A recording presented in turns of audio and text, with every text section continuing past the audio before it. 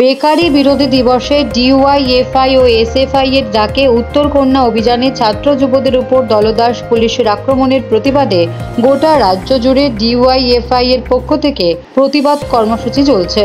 রবিবার সন্ধ্যায় Sonarpur local DYFI ভারতের গণতান্ত্রিক যুব ফেডারেশন ও ভারতের গণতান্ত্রিক মহিলা ফেডারেশনের যৌথ উদ্যোগে বৈকুণ্ঠপুর মোড় থেকে সোনারপুর বাজার সংলগ্ন অতিথি মোড় পর্যন্ত এক প্রতিবাদ কর্মসূচি করা হয়। শেষে সোনারপুর বাজারের সংলগ্ন মোড়ে কিছুক্ষণ রাস্তা অবরোধ করে প্রতিবাদ কর্মসূচি পালন করা হয়।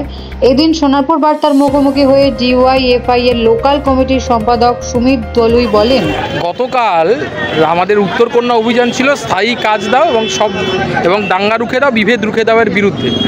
সেই গণতান্ত্রিক পদ্ধতির যে আন্দোলন ছিল, সেই আন্দোলনে গতকাল মমতা বন্দ্যোপাধ্যায়ের পুলিশ লাঠিচার্জ, জলকামান, টিয়ার গ্যাস এই সমস্ত কিছু প্রয়োগ করে ছাত্র যুবর আন্দোলনকে নষ্ট করেছে।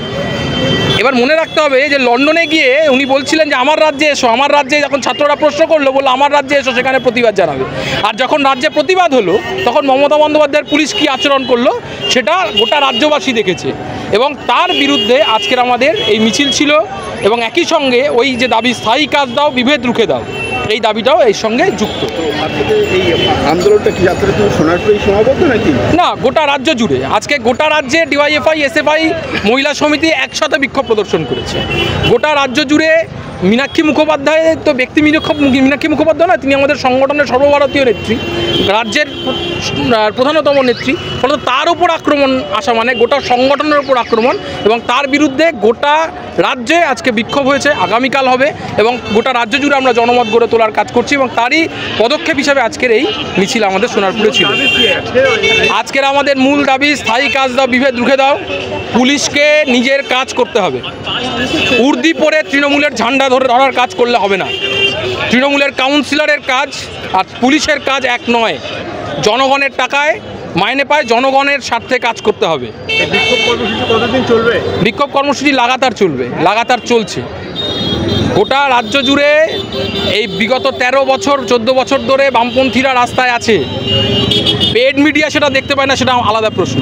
বিক্ষোভ কর্মসূচি কতদিন চলবে এই প্রশ্নটা এটা খুব অযৌক্তিক। তার কারণ হচ্ছে আগামী দিন চলবে। এরপর আমাদের 13 তারিখ সাইকেল র্যালি আছে যুবদের, পরের দিন আবার ছাত্ররা নামবে, তারপরে ব্রিগেড আছে। ব্যাপকভাবে এই আন্দোলনে ধারাবাহিকভাবে চলবে।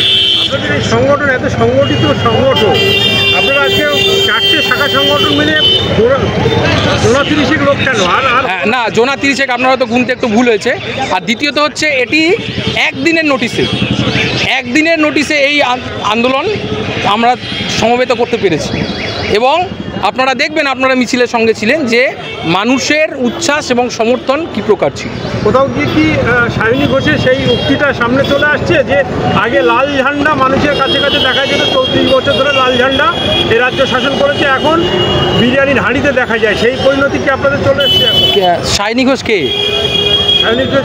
সায়নী ঘোষ, তাকে যে কাজ করতে সংসদে পাঠানো হয়েছে তিনি যেন সেই কাজটি করেন। বোকা বোকা কথার কোনো জবাব হয় না। বিরিয়ানির হাঁড়ি কি তাই যদি হয় তাহলে লন্ডনে বা অভয়ার মিছিলে উনি হঠাৎ করে লাল দেখতে পেলেন কী করে? লোকসভা ভোটে যে কথাগুলো বলছিলেন, আবার যখন অভয়ার মিছিল হলো নাগরিক মিছিল, তখন বলছে সিপিএমের পিছনে আছে। গোটা রাজ্যে যেটা চালানোর চেষ্টা হচ্ছে তৃণমূল বিজেপি হিন্দু মুসলমান না, গোটা রাজ্যে দুটো শক্তি আছে, একটা হচ্ছে আরএসএসের শক্তি তৃণমূল বিজেপি, একদিকে বামপন্থী শক্তি এবং বামপন্থীদের নিশান লাল। এই লাল দেখলে বিজেপি তৃণমূল দুজনেই বগার পার হয়ে পালাচ্ছে। বর্তমান সমাজে প্রধান দুটি রাজনৈতিক দলের ভিতরে যে রেশারেশি চলছে, একজন হিন্দুত্ব আর একজন সর্বধর্ম নাম করে, কিন্তু মেরুকরণ চলছে। এই মেরুকরণ রাজনীতি আপনারা বিশ্বাস করেন? আমরা কি বিশ্বাস করে আমাদের মিছিলে সেই স্লোগান উঠেছে। মেরুকরণ দুটো পক্ষ না, আসলে দুটো একই পক্ষ। বিজেপি যত হিন্দুত্বের কথা বলবে, তৃণমূলের ভোট ব্যাংক শক্তিশালী করার কাজ করছে শুভেন্দু। দুটো একই মেরুর কাজ। একদিকে রয়েছে ধর্মান্ধতা, ধর্ম নিয়ে রাজনীতি, একদিকে শিক্ষা, স্বাস্থ্য, কর্মসংস্থানের রাজনীতি। এই দুটো দিক আছে। এবং আমরা যতটা সহজে বুঝতে পারছি মেরুকরণের বিরুদ্ধে লড়াই করছি। আমরা আশা করব আপনাদের মাধ্যমে আপনারাও এটা বুঝুন এবং এই মেরুকরণের বিরুদ্ধে আপনাদেরও যে দায়িত্বটুকু আছে মিডিয়ার, গণতন্ত্রের চতুর্থ স্তম্ভে, আপনারাও সেই কাজে লিপ্ত হন। আজকের আপনাদের র্যালি কোথা থেকে শুরু হলো, কোথায় শেষ? খিরিশতলা থেকে শুরু হয়েছে, অতিথি মোড়ে শেষ হয়েছে, মাঝখানে স্টেশন চত্বর আমাদের একটা গোল করে ঘোরা হয়েছে এবং এই গোটা মিছিলটা সোনারপুরের মূল যে কেন্দ্রবিন্দু সেই জায়গাটাকে প্রদক্ষিণ করেছে। আগামীকাল কর্মসূচি কোথায় থাকবে? আগামীকাল আমাদের কর্মসূচি নেই, কিন্তু 13 তারিখ আমাদের সম্প্রীতি সাইকেল র্যালি ডিওয়াইএফআইয়ের ডাকে খিরিশতলা থেকে গোটা সোনারপুরে ছাত্র যুবরা শ্বেত পতাকা হাতে নিয়ে স্থায়ী কাজ বিভেদ রুখে দেওয়ার দাবিতে আমরা পথে থাকব। এছাড়াও মহিলা নেত্রী সোনালী রায় বলেন, আজকে হচ্ছে স্থায়ী কাজ, আমাদের মহিলাদের নিরাপত্তা। দেখতেই পাচ্ছেন আপনারা যে গোটা রাজ্য জুড়ে, গোটা দেশ জুড়ে যেভাবে মহিলারা আর কি, যেভাবে ওদেরকে আর কি ধর্ষণ থেকে শুরু করে, খুন থেকে শুরু করে যেভাবে মহিলারা আক্রান্ত হচ্ছে, আমাদের তার বিরুদ্ধেই হচ্ছে আমাদের এই বিক্ষোভ, এই সমাবেশ, এই মিছিল, এই সব কিছু। এই ঘটনার প্রতিবাদে লাগাতার আন্দোলন চলবে বলেও তারা হুঁশিয়ারি দিলেন। ব্যুরো রিপোর্ট, সোনারপুর বার্তা।